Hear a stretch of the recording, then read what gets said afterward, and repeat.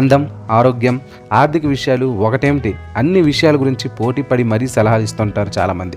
కొందరు చదువుకున్న జ్ఞానంతో ఇస్తే మరికొంతమంది అనుభవ జ్ఞానంతో ఇస్తారు. అవి రెండూ లేకుండా తమకు తోచిన సలహాలు ఇస్తారు మరికొంతమంది. సలహాలు స్వీకరించడం తప్పు కాదు, కానీ అందులో సత్తా ఎంత ఉందో తెలుసుకొని విచక్షణ మనకుండాలి. సలహాలు ఇచ్చేవారు ఎంత మేధావి అయినా మనకు వచ్చిన సమస్య మీద వారికి అవగాహన ఉండాలని లేదు. అందుకే సుమతి శతకకారుడు చెప్పినట్లు వినదగనెవ్వరు చెప్పినా కానీ వినగానే తొందరపడి ఏది చేయకు స్వామి, ఏదో ఒకటి చేయకుండా అది ఎంతవరకు నిజమో ఆలోచించి నిర్ణయం తీసుకోవాలి. ఉదాహరణకు రామారావు చాలా ఖర్చు పెట్టి చక్కటి ఇల్లు కట్టుకున్నాడు. అందరినీ పిలిచి ఘనంగా గృహప్రవేశం చేశాడు. వచ్చిన వాళ్ళంతా ఇల్లు బాగుందంటే బాగుంది, సూపర్ అని అన్నారు. కానీ కొంతమంది దేవుడి గది ఆ పక్కన ఉండాల్సింది కదా, హాలు వాస్తు ప్రకారం కట్టాల్సింది కదా, ఇలా ఇలా రకరకాల మాటలు అంటుంటారు. రామారావు అన్ని చెవితో ఓ పక్క విని ఓ పక్క వదిలేశాడు.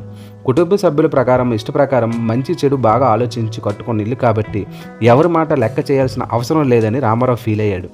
అలా కాకుండా పట్టించుకుంటే ఏమయ్యేది? ఇంట్లో అశాంతి, మార్పు చేర్పులకు మరింత ఖర్చు, పోని దానికి తగ్గ ప్రయోజనాలు ఉంటుందా అంటే ఎవరికీ తెలియదు.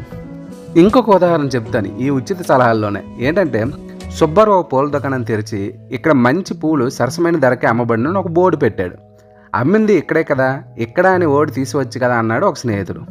కనిపిస్తూ ఉంటాయి కాబట్టి పువ్వులను ఎందుకు ఉంచో, పువ్వులు కూడా తీసేయచ్చు కదా అన్నాడు మరొకడు. చెడిపోయిన పువ్వులు అమ్మవు కాబట్టి మంచి తీసేయచ్చు కదా అన్నాడు ఇంకొకడు.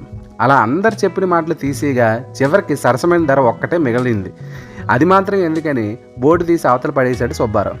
అలా ఉంటుంది అందరి సలహాలు వింటే.